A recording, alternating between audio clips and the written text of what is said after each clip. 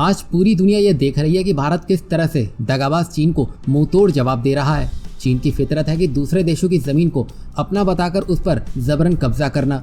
लद्दाख में गतिरोध की भी यही वजह है। वहीं अब भारत ने सामरिक रूप से बेहद महत्वपूर्ण पड़ोसी देश म्यांमार में अपना प्रभाव मजबूत करते हुए चीन को हर मोर्चे पर मात देने की दिशा में लगातार कदम उठा रहा है। कोरोना दौर में भारत न सिर्फ अपनी वैक्सीन डिप्लोमेसी को और तेजी से आगे बढ़ा रहा है, बल्कि एनर्जी सेक्टर में भी वह चीन के लिए बड़ी चुनौती पेश कर रहा है। ऐसे में भारत मालदीव, भूटान, बांग्लादेश, म्यांमार, नेपाल, श्रीलंका और अफगानिस्तान जैसे देशों को चीन की मिट्टी में जाने से रोक रहा है और इन देशों पर अपनी पकड़ को और भी मजबूत करते जा रहा है। और यहाँ हम आपको बता दें कि भारत के विदेश सचिव हर्षवर्धन श्रृंगला ये पहले ही साफ कर चुके हैं कि भारत की फार्मा इंडस्ट्री कोरोना वैक्सीन बनाने में सबसे आगे रहेगी और ऐसे में भारत के पड़ोसियों को ही कोरोना वैक्सीन सबसे पहले मुहैया करवाई जाएगी।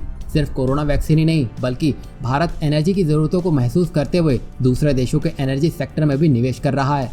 चीनी वायरस से प्रभावित देशों के एनर्जी सेक्टर में निवेश कर भारत न सिर्फ उनकी एनर्जी जरूरतों को पूरा कर रहा है, बल्कि उन देशों पर अपनी पकड़ और मजबूत करता जा रहा है। भारत के विदेश सचिव और भारतीय सेना के अध्यक्ष द्वारा हालिया म्यांमार के दौरे के दौरान भारत ने इन दोनों ही क्षेत्रों में म्यांमार का पूरा सहयोग करने की बात कही है।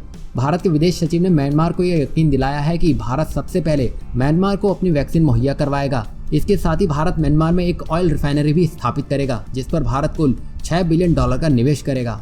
और यहाँ पर म्यांमार के एनर्जी सेक्टर में भारत का निवेश इसलिए अहम हो जाता है क्योंकि अभी म्यांमार के एनर्जी सेक्टर में विदेशी निवेश की 70% हिस्सेदारी अकेले चीन के खाते में है। तभी अभी भारत म्यांमार को चीन के कब्जे से बाहर निकालने का प्रयास कर रहा है। अब भारत ने यहाँ ये स्पष्ट कर दिया है कि चीन की जड़ें अब जिस भी देश में होंगी, भारत उन सभी जड़ों को उखाड़ फेंकेगा, क्योंकि भी भारत ये जान गया है कि चीन के बुने हुए जाल की काट क्या है। तभी भारत उन सभी पड़ोसी देशों में अपनी पकड़ मजबूत कर रहा है जहाँ चीन ने अपना एकाधिकार कर रखा था।